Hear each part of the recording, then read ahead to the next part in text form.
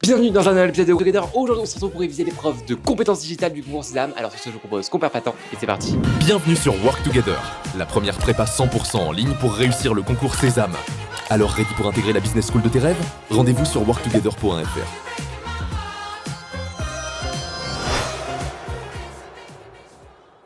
C'est parti, première question. Un programme informatique initialise une variable totale à la valeur de 0. Il exécute ensuite la boucle suivante pour i allant de 3 à 14 effectuant total égale total plus 4. Quelle sera donc la valeur de total à l'issue de cette boucle? Première proposition 44, deuxième proposition 48, troisième proposition 52 et dernière proposition 56. La bonne réponse attendue ici était la réponse B. On nous dit que la boucle commence à i égale 3 et se termine à i égale 14 inclus. Cela fait donc 14 moins 3 plus 1 égale 12 itérations et à chaque itération on ajoute 4 au total. Donc le total final est 12 fois 4 égale 48, c'est donc bien la réponse B. Prochaine question, quand un site web collecte des informations personnelles sur ses utilisateurs, quel document juridique détaille explicitement la manière dont ces informations sont traitées?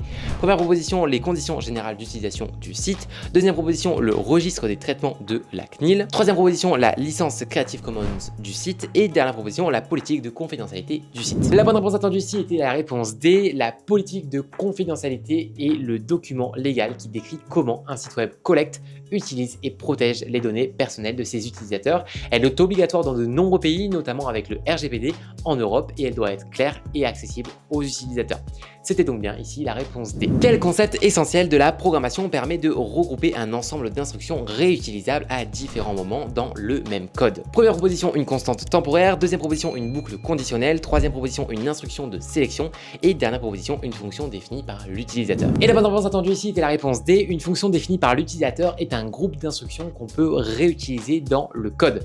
Elle permet d'améliorer la lisibilité, la modularité et la réutilisabilité du code. Elle peut être appelée plusieurs fois, ce qui évite les répétitions, et c'était donc bien la réponse D. Dans une plateforme de travail collaboratif en ligne, quel élément optimise le mieux le travail en équipe en favorisant la communication et l'organisation? Première proposition, l'intégration d'un agenda partagé consultable par l'ensemble des utilisateurs.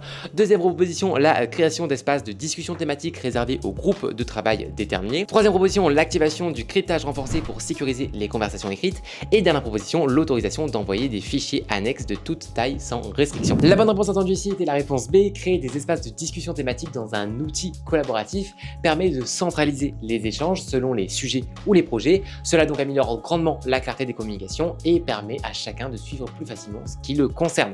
C'était donc bien ici la réponse B qui était attendue. Prochaine question, quelle action constitue la protection la plus efficace contre les tentatives d'hameçonnage par messagerie électronique? Première proposition, interdire complètement l'utilisation des services de messagerie instantanée. Deuxième proposition, sensibiliser le personnel à la reconnaissance des messages frauduleux. Troisième proposition, déployer une solution antivirus avancée sur tous les postes. Et dernière proposition, rendre privées toutes les adresses de courrier électronique de l'organisation. Et la bonne réponse attendue ici était la réponse B. L'hameçonnage par email repose souvent sur la ruse avec des messages qui imitent des communications officielles. La technologie seule ne suffit pas toujours à les détecter. Il est donc essentiel ici de former les utilisateurs à reconnaître les signes d'un phishing, faute, lien suspect, ton urgent, etc. etc.